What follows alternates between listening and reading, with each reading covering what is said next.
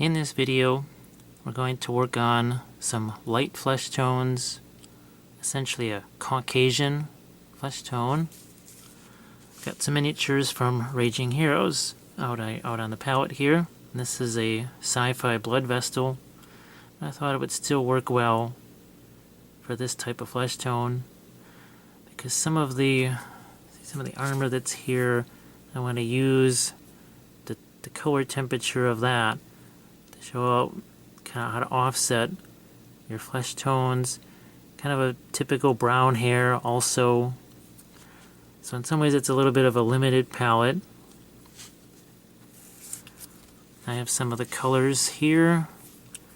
We've got a mix of Vallejo and Reaper. We've got some brown rose, Reaper Maiden Flesh. This is their kind of high density pigments. A couple more Vallejos here, some earth, leather brown, verdigris. And we've got another one of the high density Reaper pigments, violet shadow.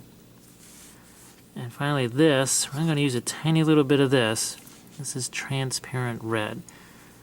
Actually I use this a lot of my blood painting. And we're going to mix a little bit of this with some of these other colors, especially for areas around the cheekbones, in areas like on the lips here, areas where you almost, the blood capillaries are really close to the surface, areas that tend to be a little bit rosy. This tends to do a really nice subtle job of that. You might also see me use a few other things. This is from Reaper. It's Flow Improver. I like to use this sometimes instead of water to thin down the paint. This is from Vallejo. So Reaper also makes this too. This is Glaze Medium. I like to mix this in with the paint because this keeps it wetter longer. Not just on the palette, but also on the miniature as well. So sometimes that helps us do some of our wet blending. So that mostly covers what we're using here as far as opaque paints. There will be some glazes and washes as well.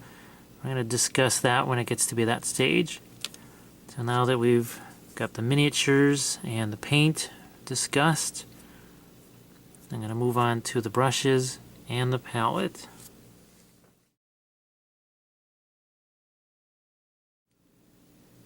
Got the brushes arranged out on the palette in 3 primary groups. First one I'm going to talk about are the filbert brushes.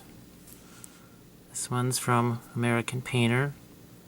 This is a nice brand because the price is really good and the brushes are really nice for what you get for that price. You can see they've got a nice broad flat surface but also a sharp chisel edge, and they're tapered. So this is really good for some of your initial base coats, if you're doing some blending. These come in a variety of sizes. 2 is about the smallest. This is a 4. This is about usually the smallest I go. They go up to about an 8, but typically 6 is about as large as I go. It's going to lead us to the next group of brushes. These are number 8 rounds. These are actually craft brushes, if you can believe that. Come in a set of 10, like this. Again, not a bad price at all. You can see when they're new, they have a pretty decent point. I like this especially for a larger brush. Point doesn't really last forever, but then again, it's a 50-cent brush. When it does start to get a little more abused, a little beat up like this, well, that's when it's perfect for, say, painting your bases, kind of jamming the paint in here. So again, why ruin your good brushes when you have this? I can just kind of do some of that dirty work. Leads me to the last set of brushes. These are liner brushes. You can see the American Painter again. You can even get these online if you want.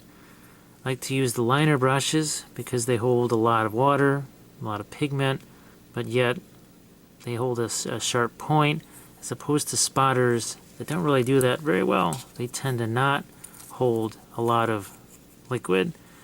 This is kind of a middle grade brush here.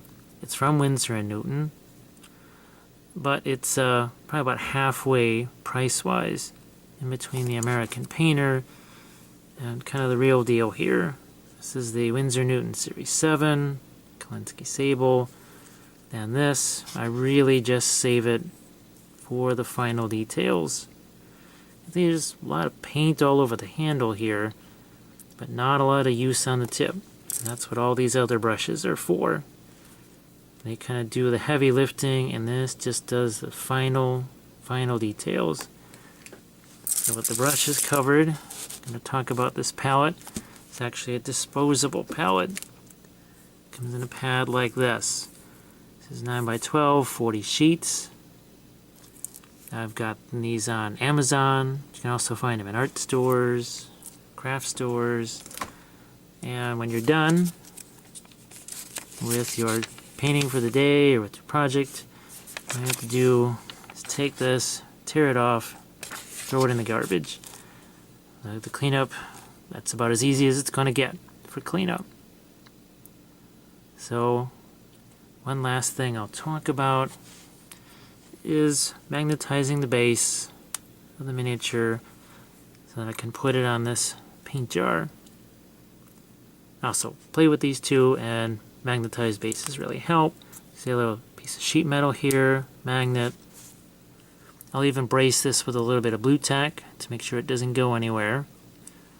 But again, lets me hold this whatever angle that I need without messing up the base.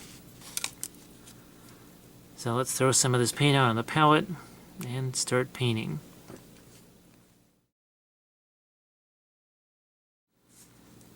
The initial layers on the miniature are going to be applied with a technique that I call shaded base coat.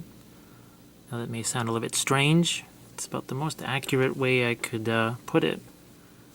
Essentially what you do is you take your larger brush. So we've got this primed white. We want to get rid of as much of the white as we can.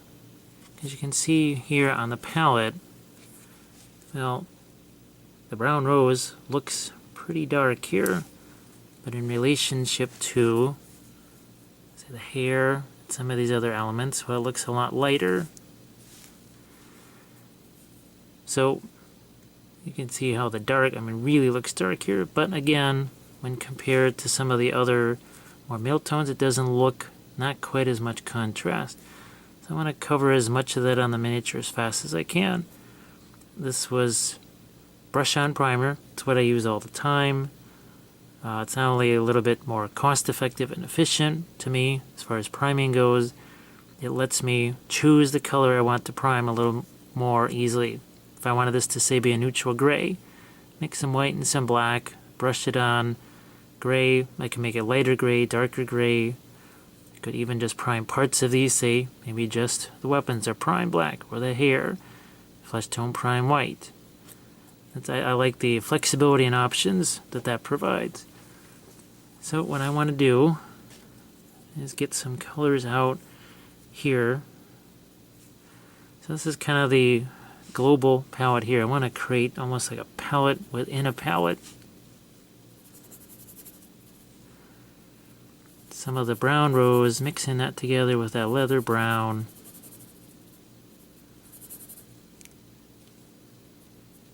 Even a tiny bit of the earth tone. And as I get started here, I'm not going to worry. Not going to worry about staying in the lines. I know kind of the standard approach is to paint a little part of the miniature and keep working and working and working on that until, say, just the face is done. Well, that's fine to do it that way, but let's say there's a lot of other details around that face. If you've got to, like here, if I just only did the flesh tone and then I want to try and paint the hair and the armor around it, well, trying to reach in here just to put the initial layers of paint, I'm gonna hit something. There's no way I'm gonna be able to avoid hitting something that I've just done. So why not Just at least get the paint applied everywhere. And that way you don't have to worry, okay, if I do hit something, well, all it was is, okay, I just have to put another base coat on top of that instead of repainting an entire face.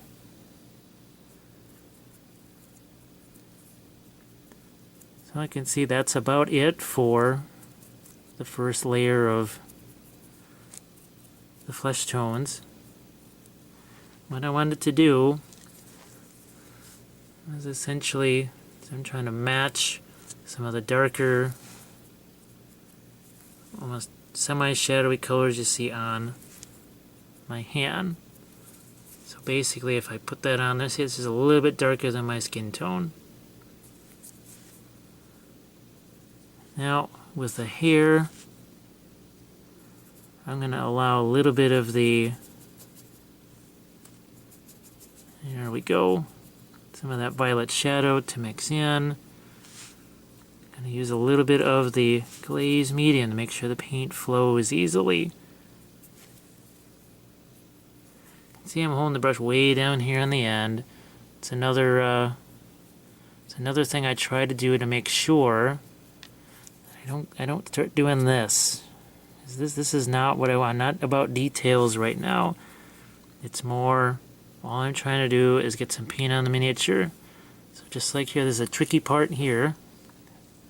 I can kind of rotate the miniature to the way I need. Just stick this brush in there. Not have to worry. I don't even care if some of the paint blends together. That's all right.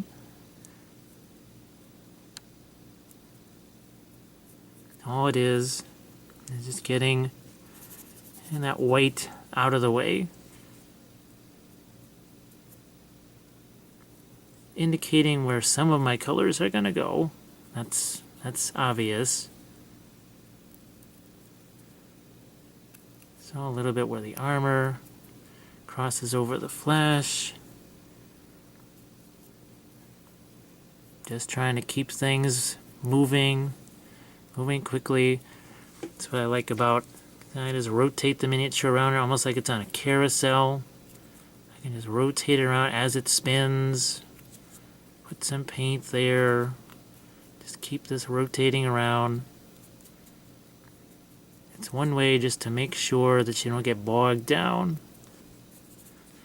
Not at this point. And if I have to go back with some of the flesh tones, or some of the, well, the base coat of the flesh tones, it's really not that big a deal. So I'm sorry if this sometimes rotates out of the camera's view. It's going to do that, because the whole idea here is to kind of keep this moving. Now this is a resin miniature, if you're wondering why the figure sort of flexes a little bit.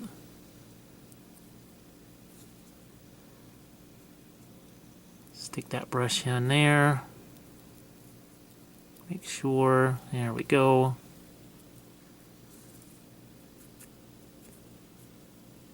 And that's why I didn't get involved in any actual shading on the flesh tone yet, because I knew I was going to hit some of that when it came to putting on the hair, some of the armor. Again, this is somewhat of a limited palette exercise.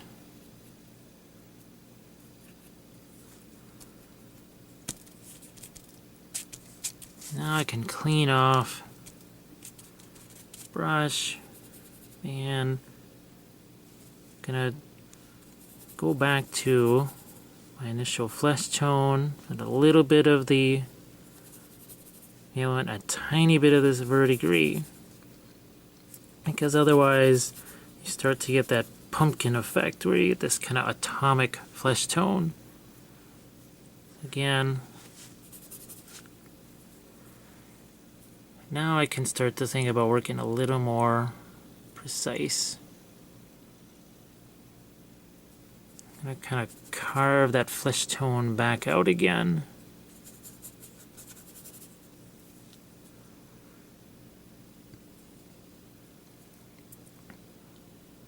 One once I sort of recover that flesh tone, cover up the spots that I hit when I was doing the armor, I'm going to dry it off and grab one of the number 8 rounds and do some more of what we call the shaded base coat.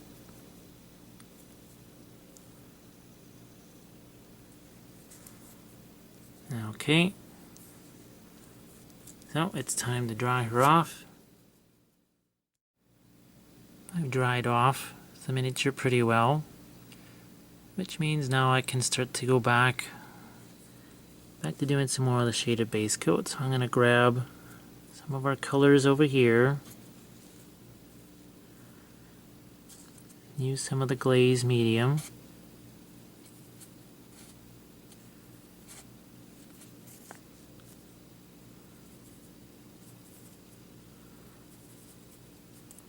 Get back to where we were with our flesh tone. You see I've got one of the number 8 rounds.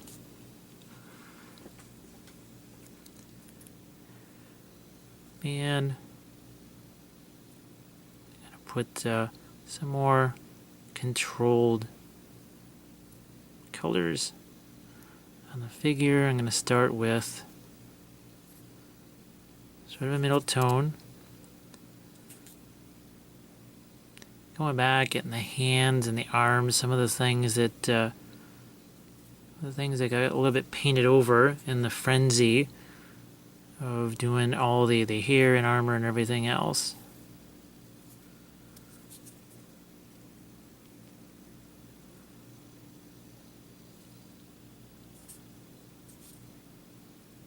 We don't have to worry about making shadow colors yet.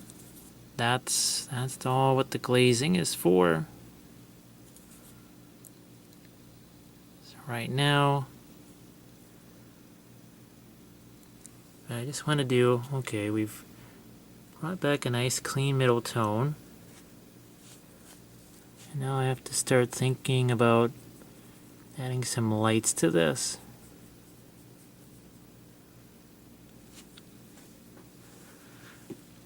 And just like I did before, but in a slower, more controlled way. You can see how that kind of blends together by itself. That's the glaze medium, allowing me to work a little bit with that wet into wet. And that's essentially means you got wet paint out on the miniature, and you just let it mix right there on the figure. So I'm going to rotate this around.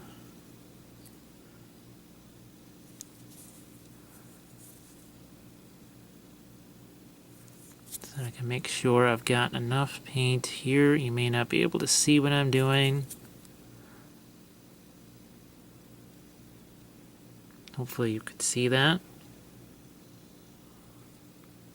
Got the underside of the arm here. We have some more torso over here.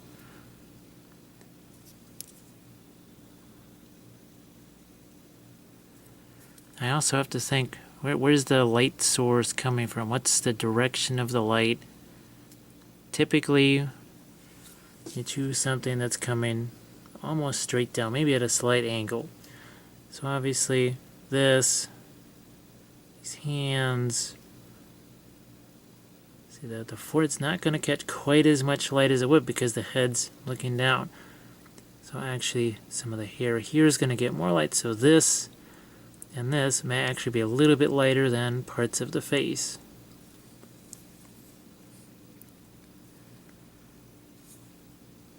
Later on, I'm actually going to do a little aside with a little piece of Sculpey and actually paint part of a face. Do, say, the eyeball, maybe the lips, and that'll just be a little bit of a guide.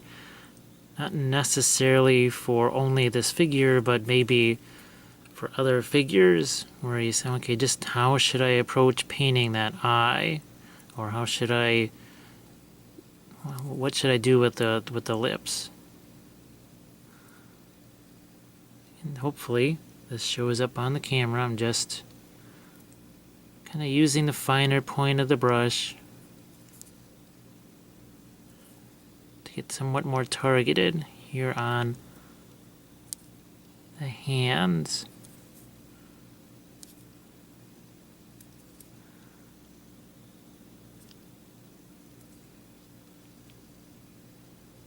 So back to legs, underside of this torso. And don't be afraid to, if need be, take it off to the side, dry it again. What I'm going to do at a certain point though, not necessarily take it off and dry it, I'm going to maybe do some work on the hair. So I want to spin this around so I can do some lighter colors on the chin. Grab some more of the maiden flesh, but make sure that verdigris is still at hand. And every so often, if I feel the need to, grab a little bit of that earth color, because I don't want it to get too chalky. And that's kind of a common thing. It can happen, especially if you reach for white or that super duper pale flesh color right away. That's why I never have pure white out on the palette. At most it's an off-white. Helps me to avoid that particular pitfall. And see, by having this kind of little mini palette within a palette, if I need to go back to one of my darker colors, what's right there, it's right there for me to access.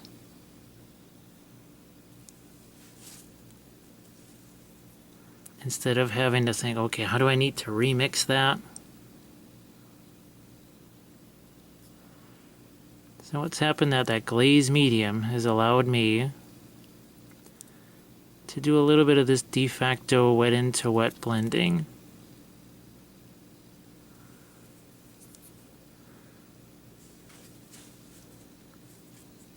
And if I go a little bit lighter with this, again making sure that I have some of that earth handy, just to keep it from getting too chalky, too pink.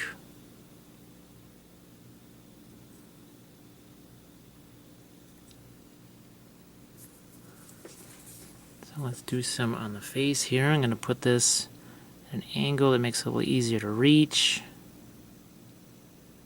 Some on the nose, above the lips to the cheekbone, on the chin, a little bit on the ear, hands.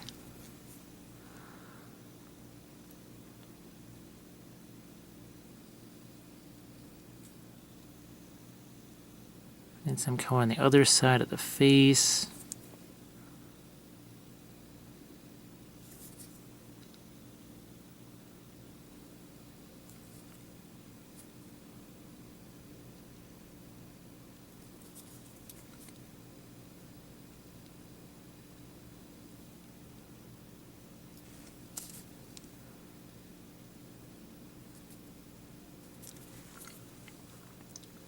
So I'm going to maybe just do one more level here, and then let that go and move on to the hair.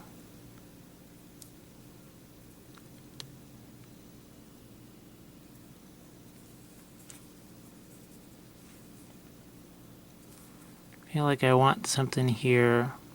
This one, there we go. And by the ear, go back to the light. Few spots on the face, here, on the cheek, to the nose, chin.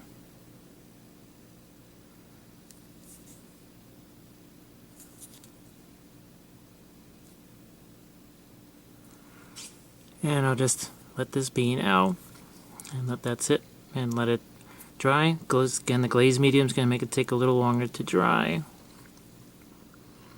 So let's work on the hair. Get some of that leather brown. Mix a little bit of the earth with it.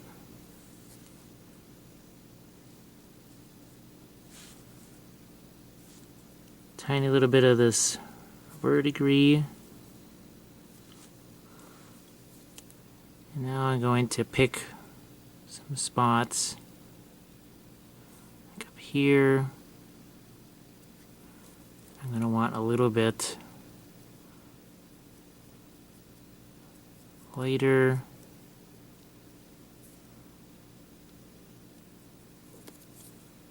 I'm going to leave the stuff on the legs and the arms alone because that's going to be more of a almost more of a greenish color.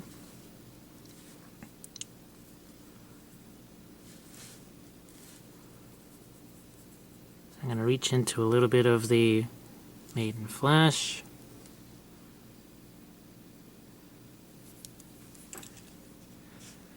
And now start to pull out some of these strands of hair.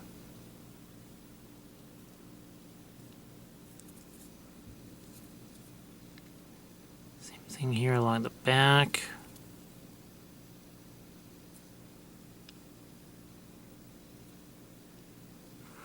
Down along the side, down here, down by the leg.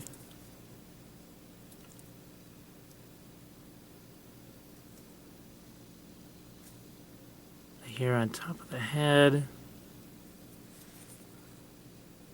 So this is the part that's really going to be focused to get the lightest lights, but I still want a few here and here.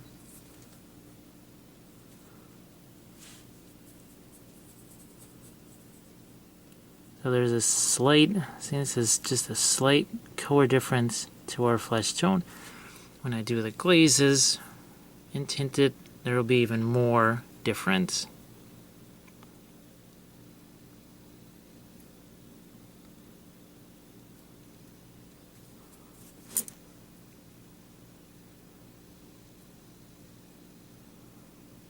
So again, working on this top of the head to really some of the lighter colors in.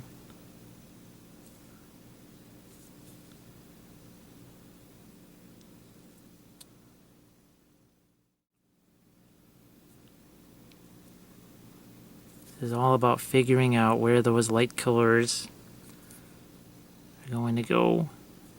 So this is the lock of hair that kind of crosses over the face. Touch that as well. And you can see the hand is much further down the handle of the brush.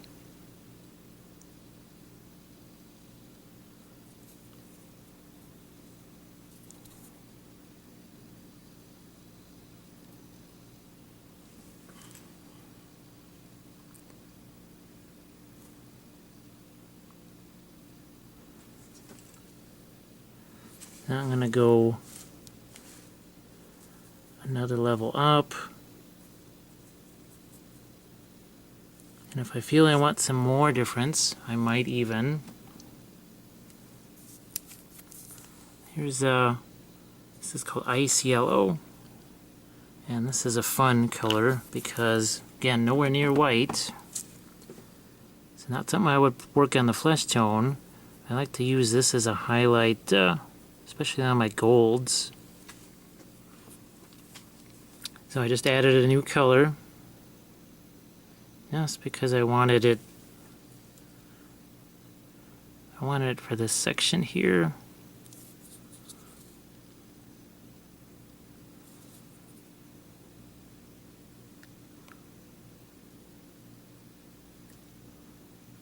Again, where the hair crosses over.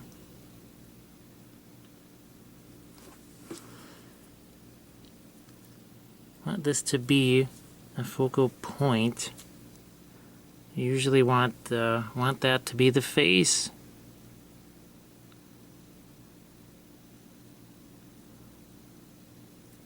And it's easier to have things be the focal point when there's contrast in both the values and the colors. So I like those opposite colors, say green versus red, or a high contrast where you have something that's very light next to something that's very dark.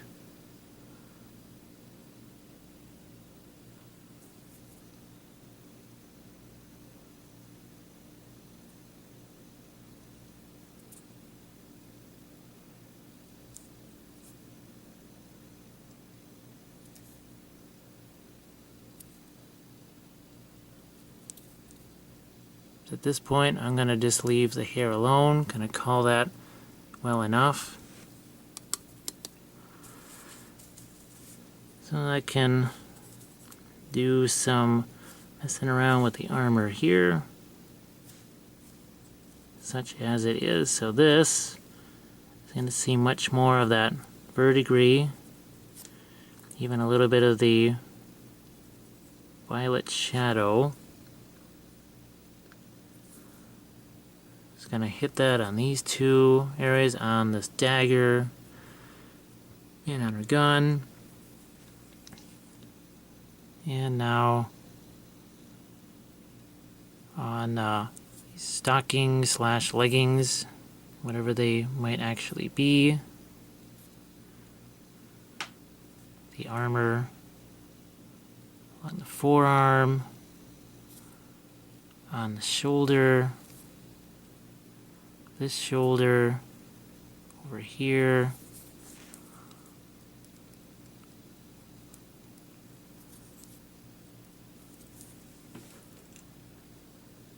I don't have to worry about super precision because a lot of this form is going to be, it's going to emerge when we do those subsequent glazes and tints.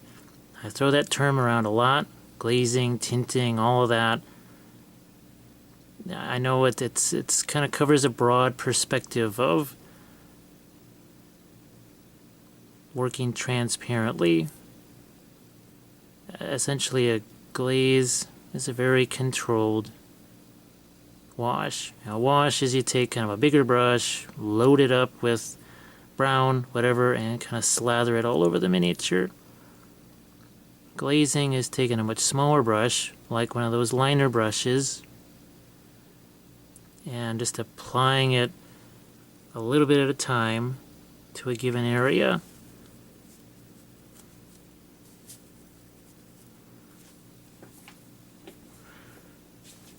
Let's get this so you can see this. I'm just going to put, just like I did on the flesh tone, some lighter colors on certain parts of the armor, especially up towards the top where I know they're going to attract the most light.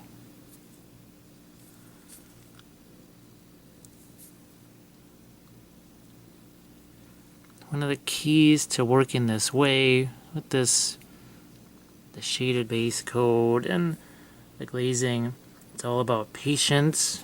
It's all about patience and not panicking.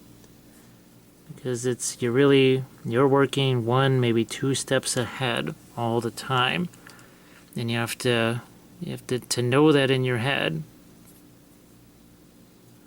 That what I'm doing now, it's setting up that next step. Or maybe it's setting up something 2 steps down the road. That's why even when we lay out the colors on the palette, it's almost like you're seeing the future color.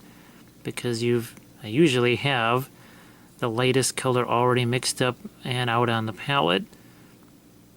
It's helpful to know, well, what is my lightest light going to be in advance?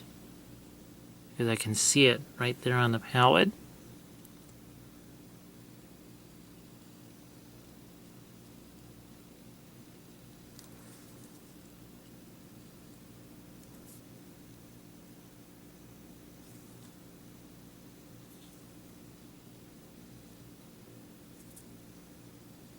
So again, even those things appear extraordinarily light here. Well, they won't be once we get some of that shading done. And I also am going to do, throw a little bit of that violet shadow out there to get some of this almost a little more bluish. Again, I want to offer some contrast, not just value-wise, but also in the temperature of the colors.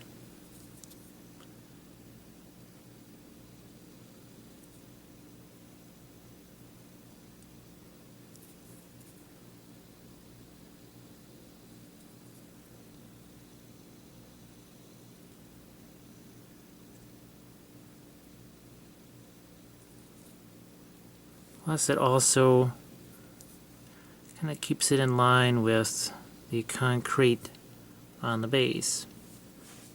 So you really do have to think in terms of the environment of the miniature. That would even affect the flesh tone too. Because if you're wearing, say, a black t-shirt, well, no matter how light your skin is, the underside of your skin is going to be, or the underside of your chin is going to be affected by that t-shirt. It's going to be darker and more gray.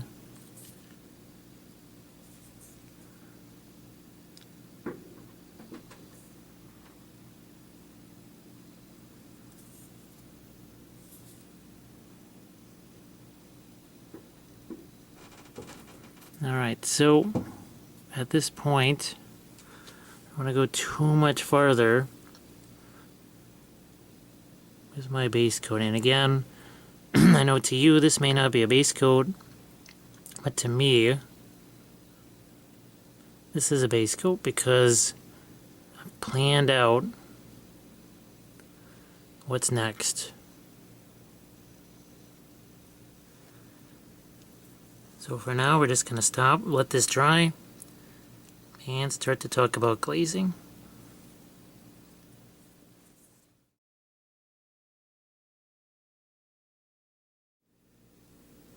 For this next stage, I've got some of the colors that we're going to use out on the palette. Got a set of GW here, a Reichland Earth Shade, a Nightshade, and a Flesh Shade and Earth Shade here. The Earth Shade, the Nightshade, that's mostly for the armor, for the hair. You have a few secret weapon washes here. This one, the baby poop, kind of reserving that for some parts of the hair. And then I got another product out here we'll probably use at some point. This is from Reaper. It's called Brown Liner. This is a very intense, somewhat thinned down paint. It's not splashy like some of the washes and inks, but it's got that same intensity. It's a little bit more like paint. You'll probably see some of this, especially on the hair, and we're trying to define some of the lines in the armor plates. So I'm going to put these out on the palette, and we'll get to our glazing. So to start with our glazing, again, that term, glazing. So it's a small brush, working in controlled, targeted areas. Whereas a wash is you're taking a much bigger brush, huge amount, and kind of slathering it all over the miniature. This is much more targeted. And I'm going to start this off with some of the hair. So I've got some of the Earth Shade mixed in with a little bit of the blue black, and you're going to see me just right there. That's all. I'm going to stop where the hair tie meets. I'm going to turn this over, and again I'm going to try and use gravity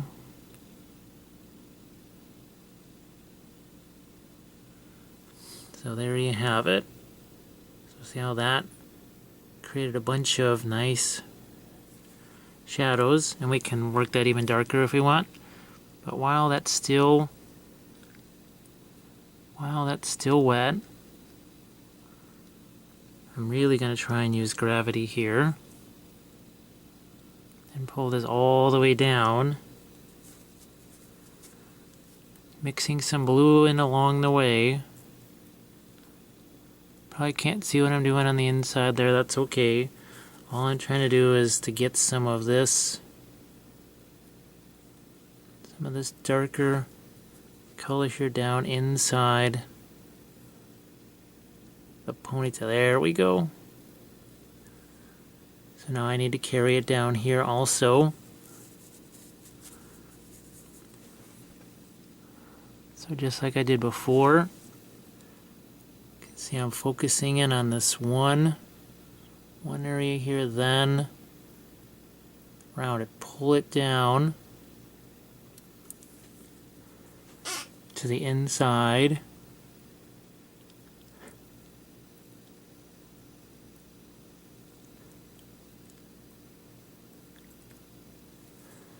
And let gravity work its way all the way down. And let a little bit of the flesh shade get in with the earth shade. So we still have this section here. So again, we've been working in sections. You might even pull some away with your hand if you feel there's too much there. Gonna change the color a little bit. I put some of the baby poop in there. And what I'm going to do is make sure you can see that. Just like this, carry it down and remove where needed. So this is what we started with. See how light all that is? Doesn't look like there's much shape at all. Same thing on this part of the ponytail, not much shape. But all of a sudden, poof, we have a whole bunch of shape and shadow there now. So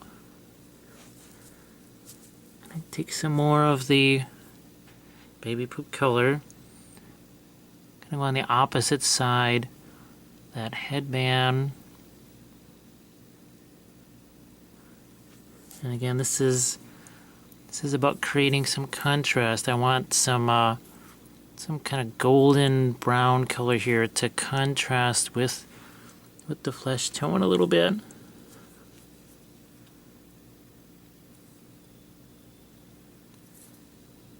You can see just how targeted this is. If I want to bring back some of the lights again, I can pull some away with my hand. Show you some of this brown liner and how that will actually mix together. Let's actually let that mix together with that wash just a little bit.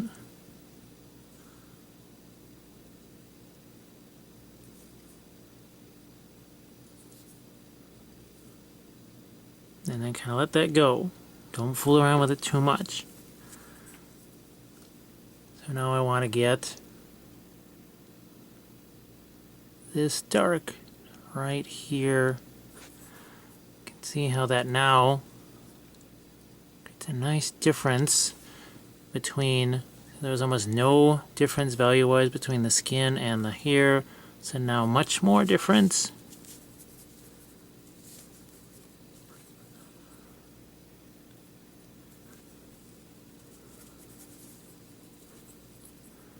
Now this is going to be even more in shadow, so I made it a little bit darker by mixing in some of the brown liner.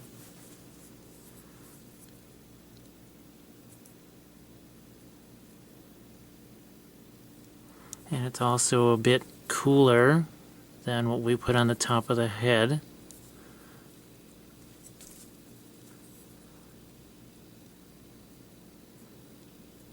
So again, let that work its way all the way down, cascading down around the legs. So that pretty much sets up your hair. Now with the armor, I'm going to want that to be a little bit cooler. So So we've got, again, some of the warmer colors there. So what I'm going to want to do is actually put some of that earth shade back out on the palette and mix some blue with that. So let's find the earth shade, put some of that back out here. There we go.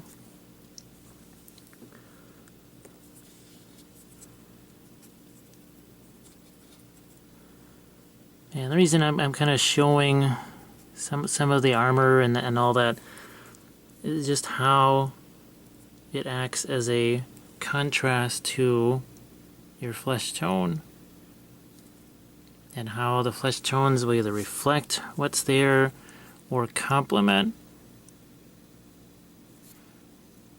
You can see, again, working in a very targeted way. As I get down towards where the actual boot is, I'll let even more, somewhat darker here, some of the nightshade and the brown liner mixed together.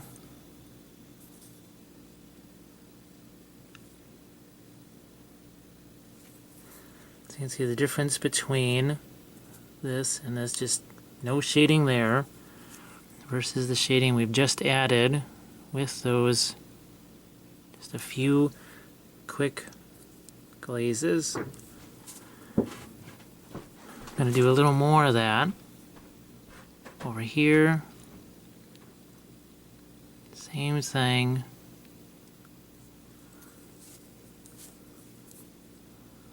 Move to the other side.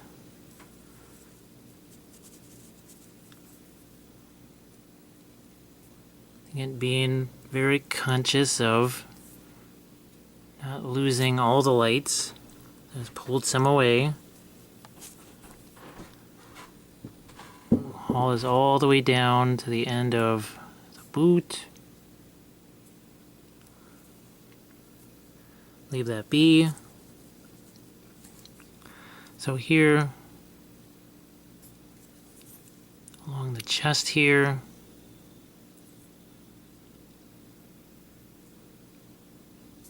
make sure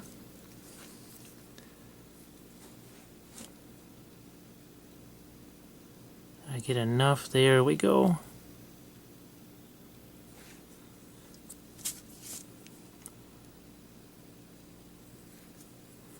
All of a sudden, where there was just kind of a light mass, all of a sudden now we've got some form.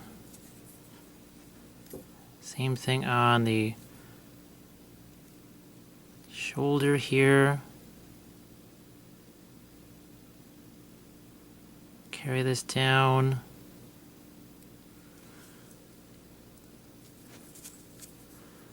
So we're creating contrast in value and in color as well. So I can go to the armor on the forearm. There's more with the shoulder pad, even on the dagger.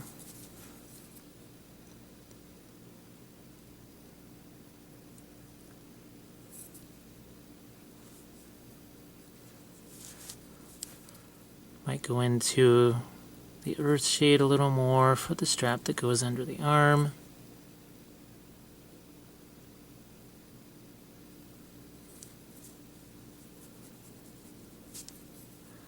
And other shoulder pad. And if it leaches over onto your flesh tone, well, that's not a great loss, because that flesh tone's not done. That flesh tone hasn't even gotten a glaze on it yet.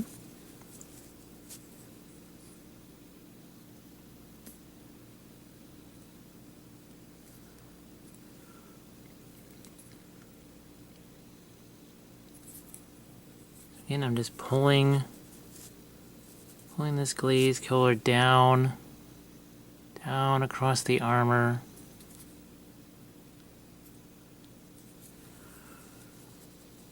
Onto the pistol here.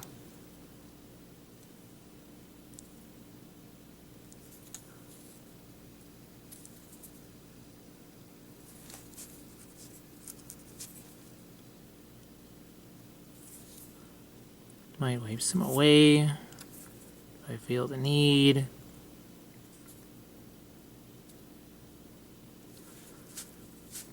And I'm gonna now, that's some of the first washes on the, or glazes on the hair have dried. I'm gonna go back in with another hit to make those darker. As you can see, this is more like, it's more like painting with the glazes as opposed to just something that's an afterthought that just kind of goes on later. It's all definitely part of the plan from the beginning.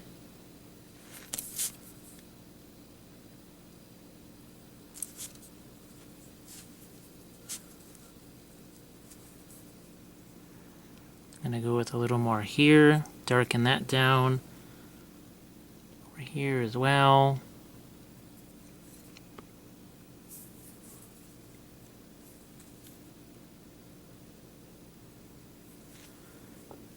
So I still have the flesh shade out there.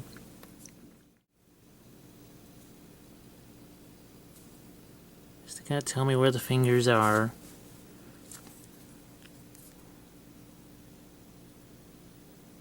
And a little bit on the face.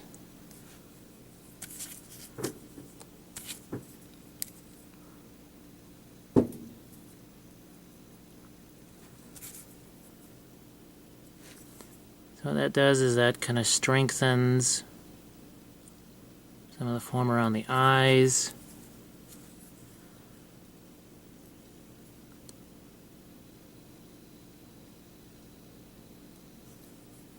Touch of it there. On the chest.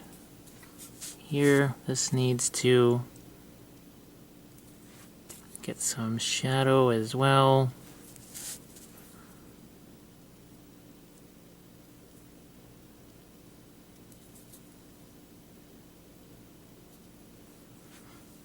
And then one last area is along the back. Use a little bit of blue to tone that down. And back here, probably can't even see it. Maybe you can see it a little bit there when I just did.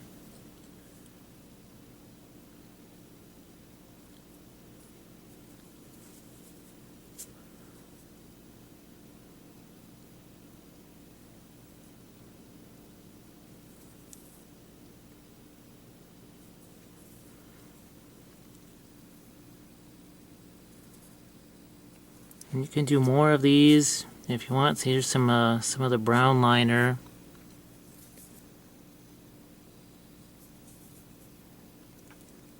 And where I may want it to be very dark, I'll go into that spot.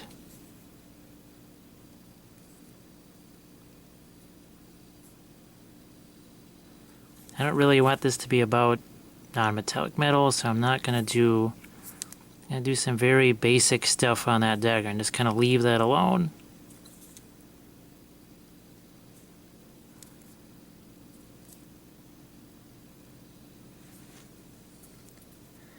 So all of a sudden, didn't take long for something that didn't have a whole lot of contrast to get a lot of contrast really fast.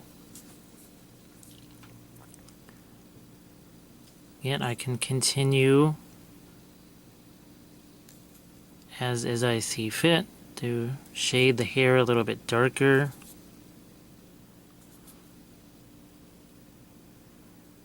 I'm kind of going at a faster rate. I'd probably either dry this off or I'd be working on 2 or 3 more miniatures. So the glazes would be more dry than this, the ones that I'm working back into.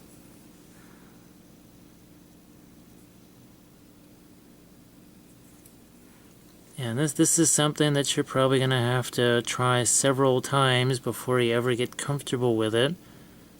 It took me a while to develop the technique in the first place, so don't be disappointed if it takes a little while to kind of get a handle for what's going on.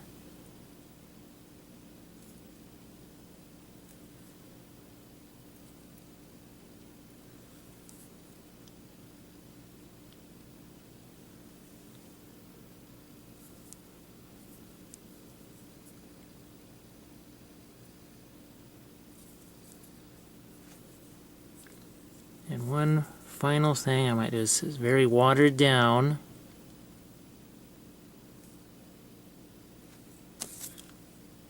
And it may barely show up, but it's just a little bit. Right there.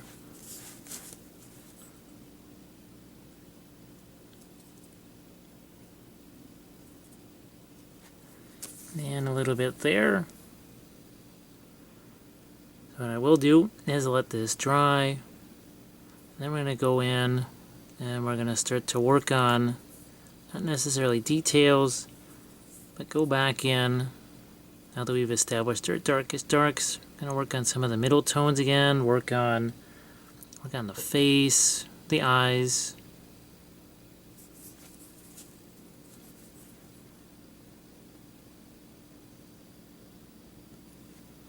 So let's let this dry.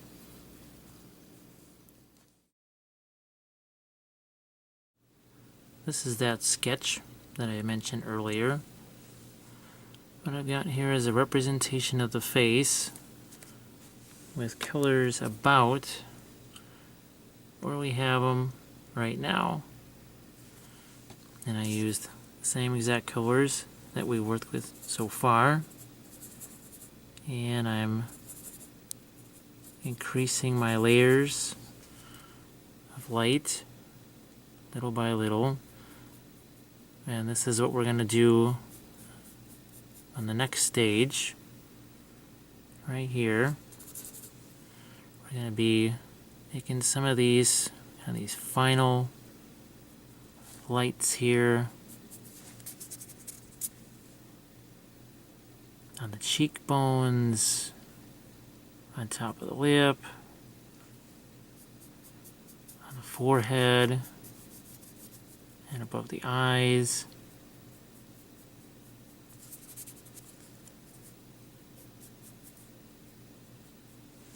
So this is the kind of stuff that's going to be in our next stage, and also bringing out the eye. And you can see every so often when I reach into the pale flesh, I also grab a little bit of that earth color so that things don't get too chalky, too pink. So we'll kind of leave this be for now. What we've also established is kind of the shadow line of the hair. And this is kind of why I chose that brown. So we've got that. And what we're going to want to bring out in this also, aside from just the light colors on the cheek, nose, and around the mouth, actually on the mouth itself and the eye. So right now the eye is mostly just dark right now. So what we have to do is make sure we've got enough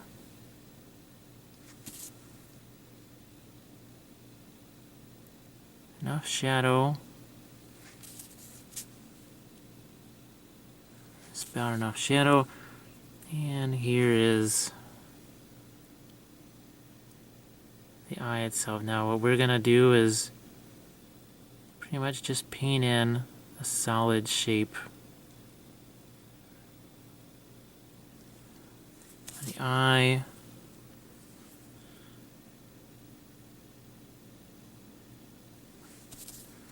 And that's what we've done. And here you can see it there.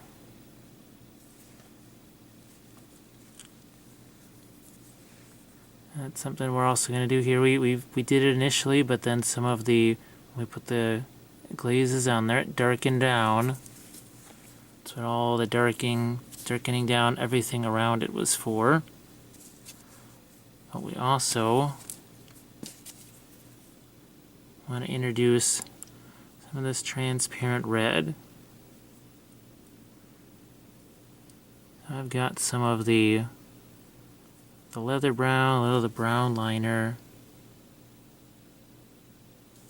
Let's do the upper lip here. Now obviously on the miniature this is going to be really tiny.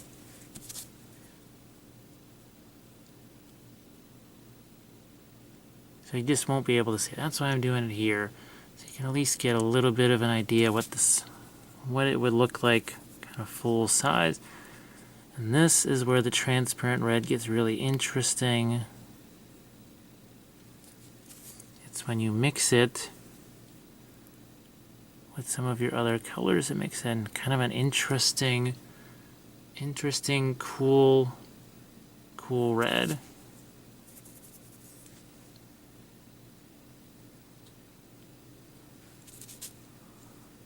And that's why, see here, this is kind of a shadow type color. Let's make sure you can see this.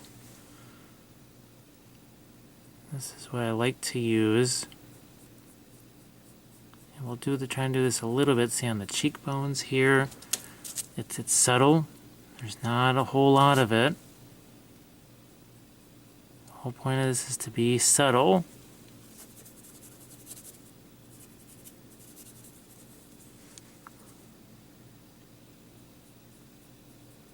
Kind of do this along the cheekbone here.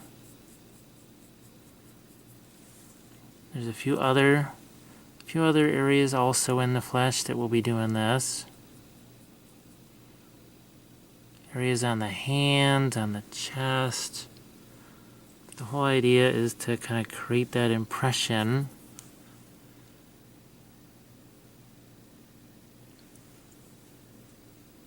of these lighter colors. So with the eye area mostly dry, obviously you want to add in some kind of an eyebrow. Here's that upper eyelid, which is mostly there now. We're going to probably solidify that a little more. And we're actually painting it on the figure because it's so tiny. I want to make sure that it's connected to that upper lid. So I hold it upside down so it's connected here. So when you turn it this way, you see you don't want it touching this lower lid. You want it touching here on the upper lid.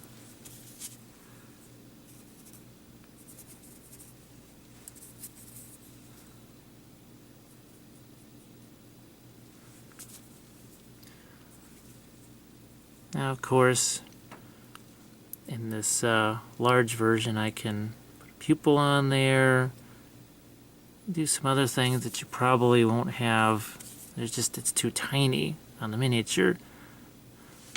But knowing this structure in advance, it's a little easier to translate it here.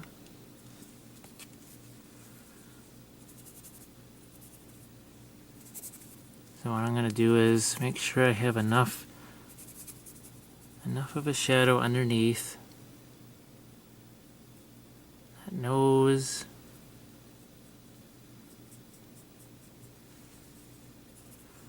Now, if you want to do the whole eyeshadow thing, that's fine too. But this is really, I'm not going to do that so much on this.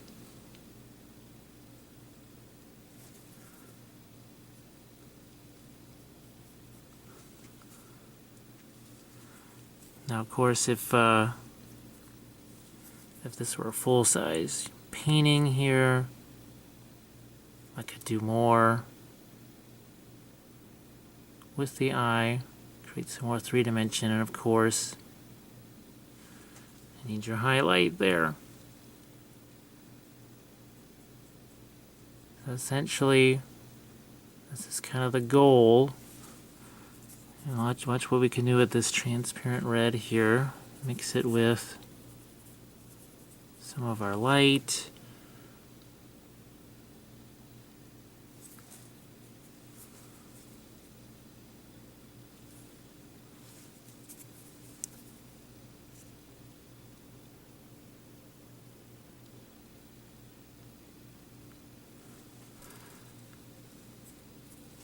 And create a little bit of a right there. So this essentially is what we're going to try and do in very tiny fashion over here. And too, I hope you can refer to this little guide in the future for other projects. That's why I did this. It was to kind of show off the transparent red. Again, see I've got it mixed with the dark, with that brown liner. Just does some really nice things. So with that, let's move on to the face and the rest of the flesh tone.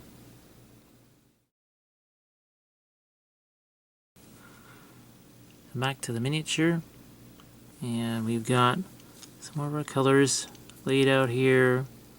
The brown rose, your earth, the leather brown, some of the maiden flesh. I even have a little bit of the flow improver out, and even some of my verdigris to keep some of these. Again, don't want it to get too rosy too fast. So what I'm going to do is start to work some of these areas here on the leg. Again, by having this little kind of mini palette within a palette, kind of my whole range of colors to access here. What I want to do is, on this side of the leg, it's going to be somewhat more in shadow than the rest. That's a little too dark. So I'm going to go in here using mostly the leather brown and brown rose to make sure that the mixture stays relatively dark enough. Yeah, that looks really dark on the palette, but here it's a whole different story. It looks much lighter, and it's all about that context that I keep talking about. So these are all the same colors that we used on the face sketch that we just did on the piece of Sculpey. So I'm working on restoring the skin around some of the armor here. Now with the hands, let's make sure this is in view. Want to restore the back of the hand. Get a little indication of the knuckles there. So there's a finger here.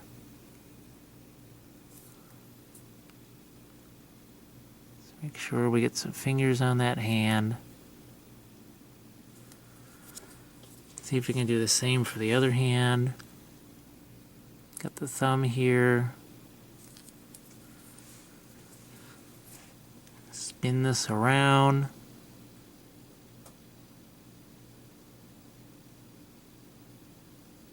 Fingers on the front of the hand. And spin this around again.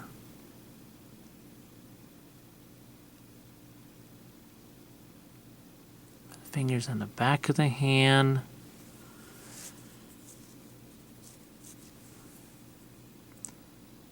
On the back of the leg here.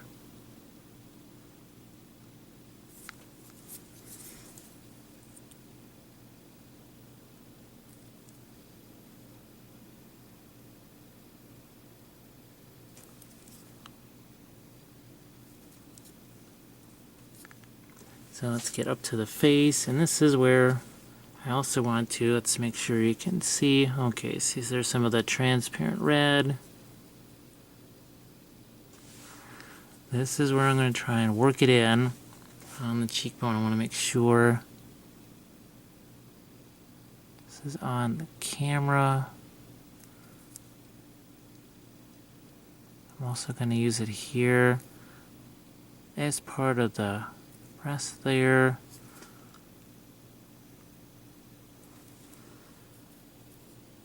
So again, the whole idea of the transparent red is to just get a little bit of a life to the area around the cheeks here.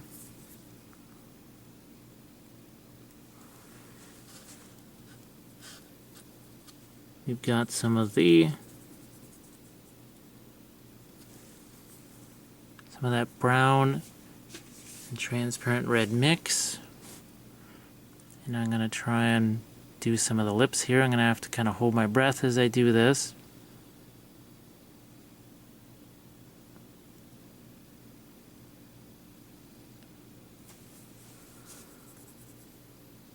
And I'm going to want some light.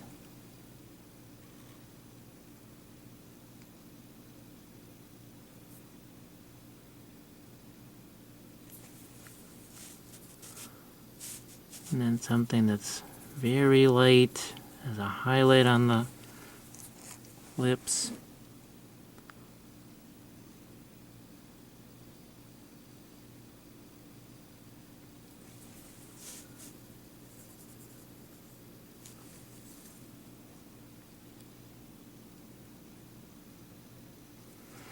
And then tone it down a little bit. So we've just indicated some of the lips there.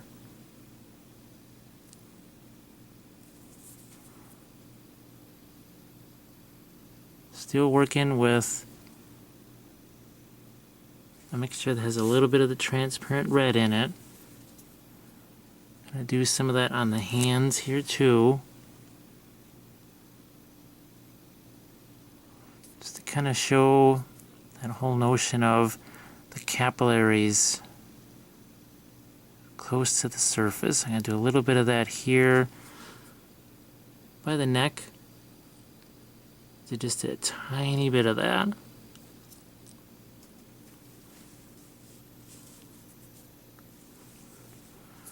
And go back to the cheek over here. On the chin. I'm going to go back to more of the normal color that we've got. Work this spot that goes over the lips. I want that to be a little bit lighter.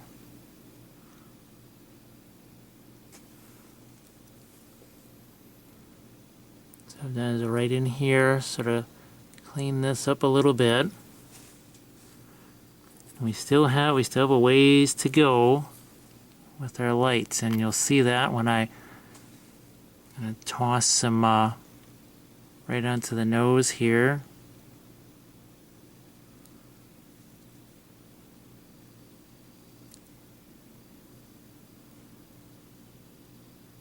I want this area on the top of the chest to catch some light, so hopefully you can see these lights that I'm starting to hit here. Not anywhere near as much on like just maybe this one spot here is going to catch that much. And we got the forehead here, top of the cheek. You can see this all starting to come out a little more. Mix a tiny bit of the verdigris in with the maiden flesh. So I'm gonna try and do the bright spot of the eye.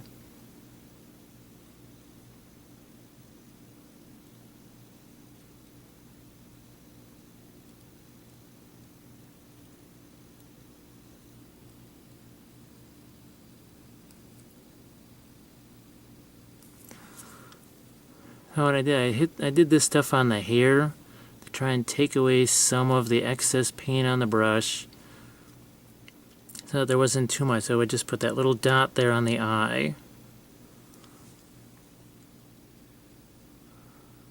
I know I want this to be also my highlight color around on the armor, and I'm going to use it for parts of the hair tie. On the ponytail, gonna use some of it here. Just gonna throw a few highlights out here so that I kind of know know what kind of a range that I'm working in. I want to see what some of my lightest lights might be, so I can compare the face to that. Now, this is mostly made in flash. At the ends of the nose, this top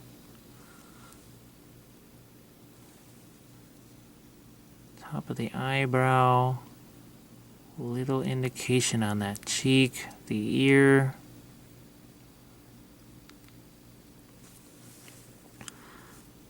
And so that it doesn't get too chalky, a little bit of the yellow in. I want to do this right here along the side of the neck. Try and get rid of some of the excess paint. Do a little bit on the underside of the chin, a little bit of reflected light there. So I need some of the transparent red. It's a little bit lighter.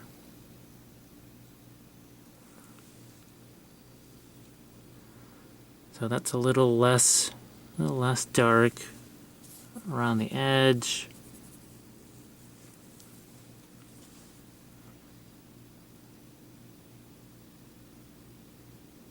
Spinning this around so I can do a few spots of the hair. I have to do some highlighting on the hip here because it's going to catch a little bit of light.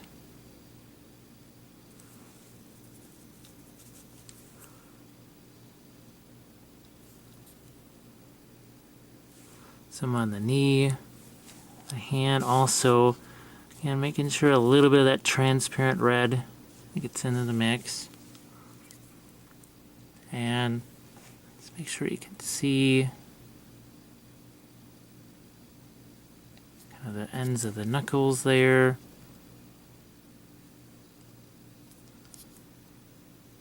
Some parts of the arms. Got some clavicle that I want to have show up there.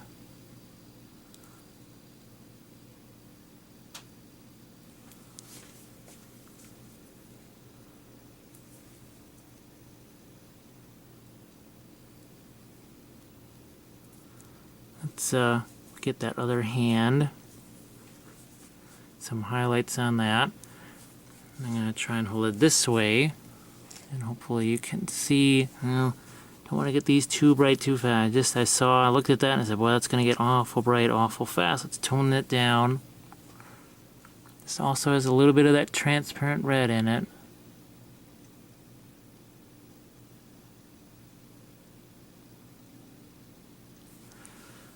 Alright, so what I was after is some of the fingers here.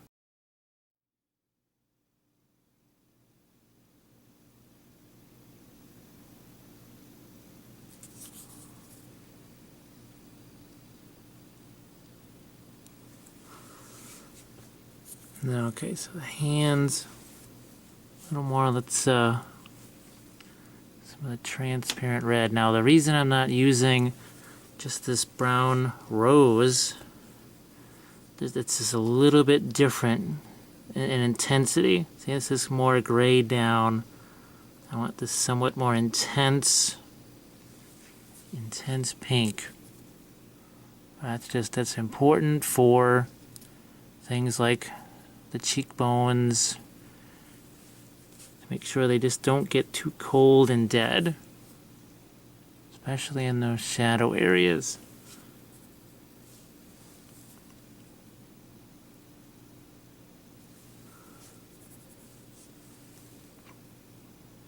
So I'm trying to get in at the other cheekbone, the one that's really in shadow. So I think we've got that pretty well marked out. Now we're using a little bit of that violet shadow. Let's put some of that out.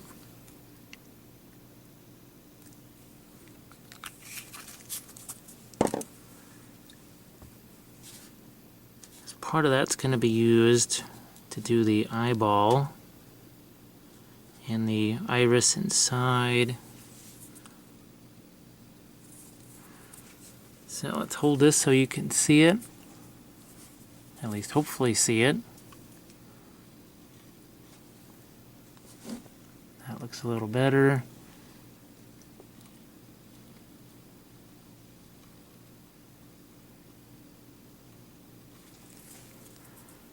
So what I tried to do is I had to make sure,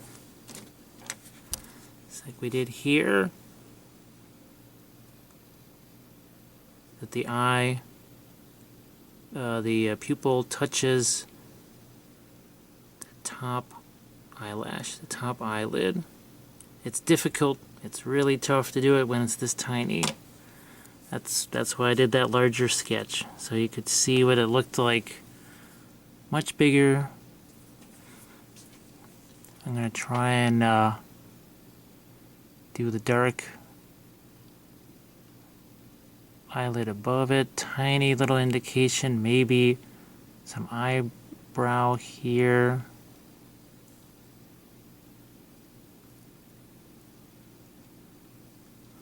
And then the hair around it. I need to do the other pupil.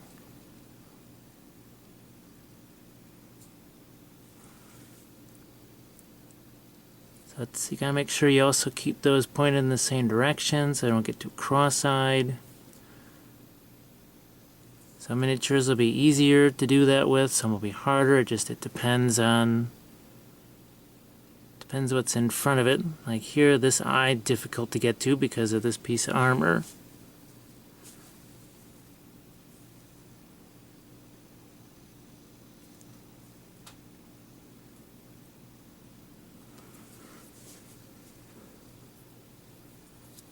So you can see we've really, we were able to accomplish the mission of making that face. We're able to get our eye there. We're able to do some work on the cheekbones, make those show up. Now I'm going to do a little bit on the hair. I'll be taking some of the leather brown and some of the blue, putting in some darks again.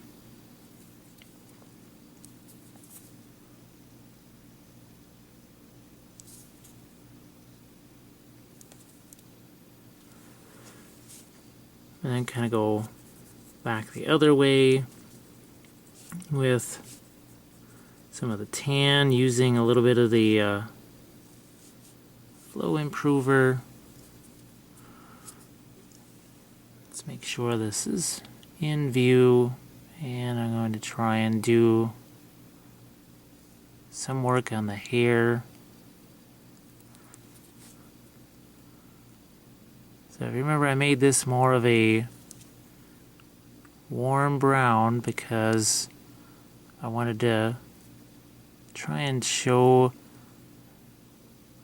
more of the rosiness of the flesh tone itself. Realize it's not really exactly a classic dark elf or dark elder or flesh tone, whatever you want to call it, but it just with this face sculpted with so much detail, it made it a little bit easier to show, picking out the cheekbones and the nose and the eyes.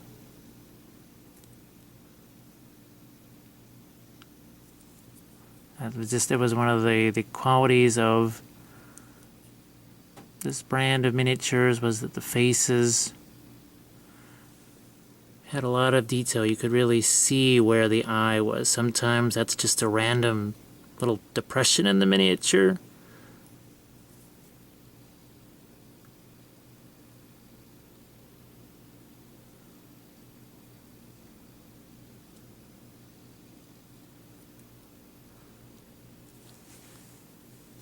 So I'm still working in some more lights on the hair. But if it ever gets too light, I can always go back.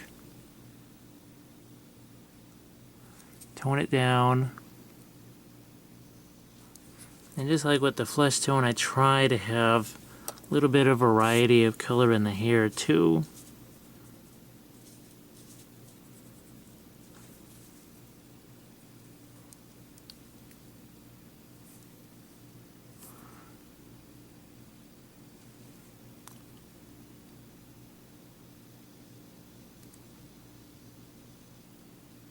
And the hair is almost, well, it's almost as important as that flesh tone. I can even go a little bit lighter. I don't want to go too light, so just as before, trying to think, okay, where is the spot that's going to pick up the most light? That's going to be up here.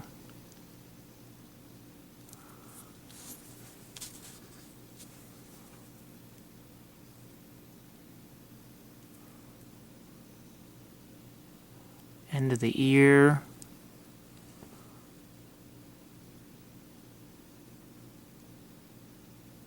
Some there, top of the chest. Right here on the hair.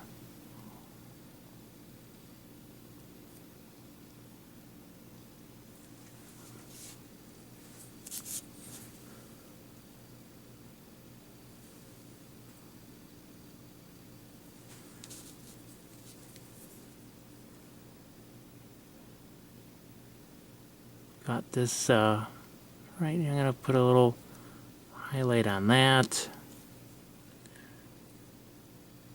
Where the hair comes into the ponytail. What I'm going to do is kind of let this sit for a little bit, kind of assess if there's any more that I want to add to the flesh in places. And then I'll do some of the stuff surrounding a little tiny bit on the armor, just show how some of the cool colors there can help make your flesh tone look a little bit warmer. And that'll be our next task.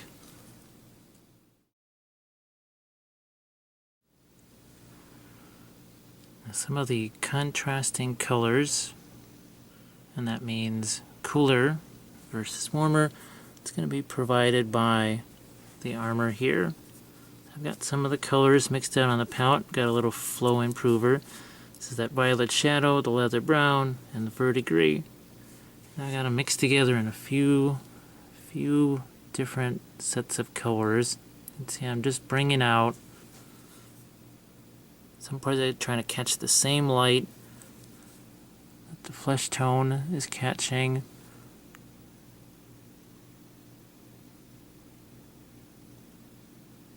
Mostly working not in the really bright highlight areas.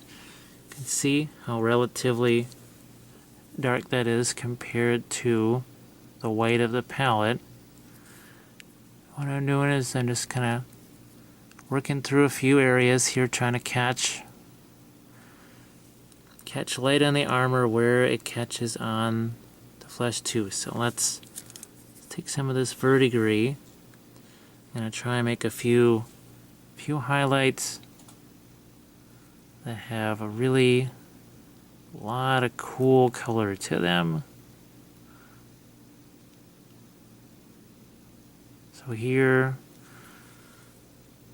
just picking out a few again. So now some of these lights on the face, the lights in the hair, just don't seem quite so out of place because now we have other highlights next to them.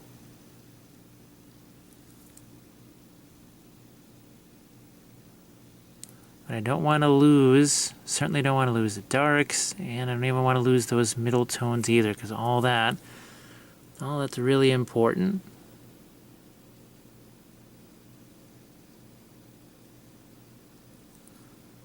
So I'm just going to do a little spot here.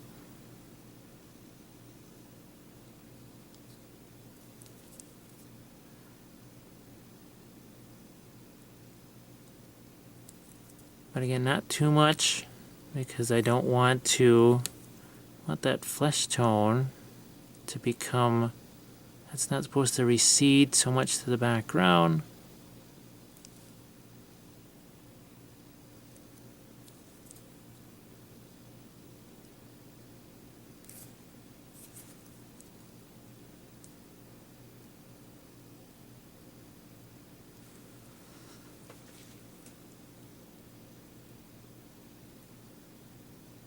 And I just pick a few isolated areas here and there. And constantly kind of check back. Almost, step back a little bit. Let's mix some of that blue with the leather brown. It's almost like a little bit of a purple type color. Throw some of that in here. Maybe even get some of that on the hair, so that the hair is not just too much with the brown. I'm going to do that here.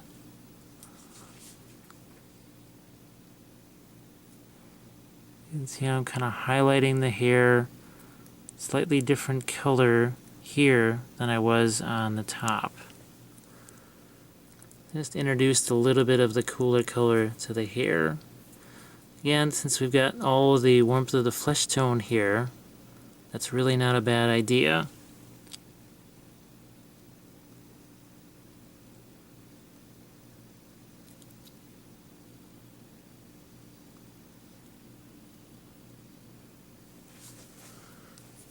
So again, thinking about variety in the hair, and you'll want to do this any hair, no matter what it is, even if it's black, if it's more, say, reddish hair, blonde hair, you still want to get variety in the hair. That's a part of the flesh tone also. I know this is about flesh, but here, I mean, most likely, you're going to have some kind of hair that you'll have to deal with on your miniature. So it's best kind of, some people don't really think about the hair. You kind of get obsessed with just those flesh tones and then forget, well, there's this large mane that goes on top of the figure too. And in the case of this, it's pretty dramatic.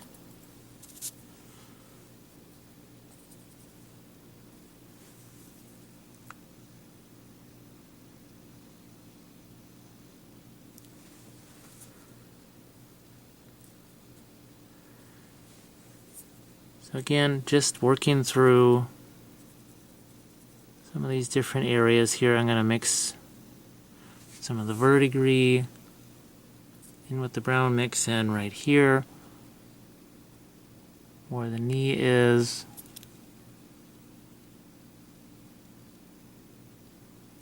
It's a little bit too much just dark and middle tone. I want, there we go.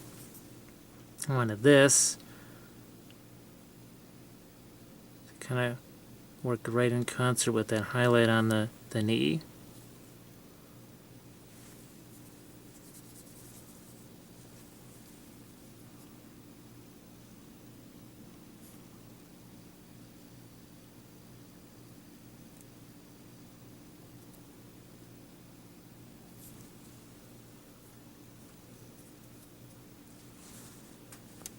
Some more, a little more with the verdigris here.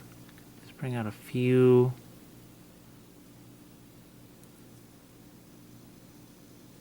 Highlights in different areas, even on here.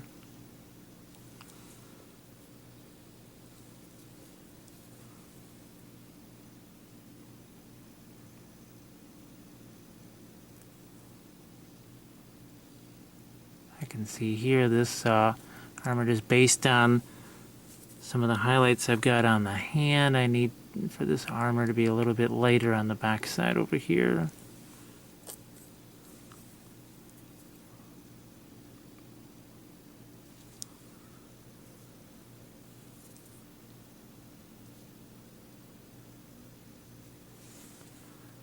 What I might even do is mix in some of the flesh tone with this. Might even try to do some reflected flesh tone on parts of the armor here.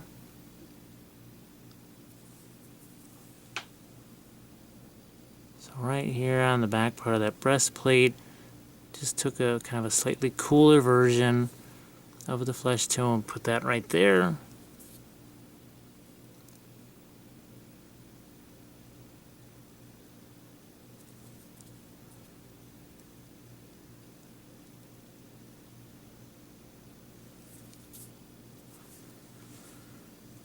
And so this kind of gives you an overall view of how you can approach kind of that standard light flesh tone.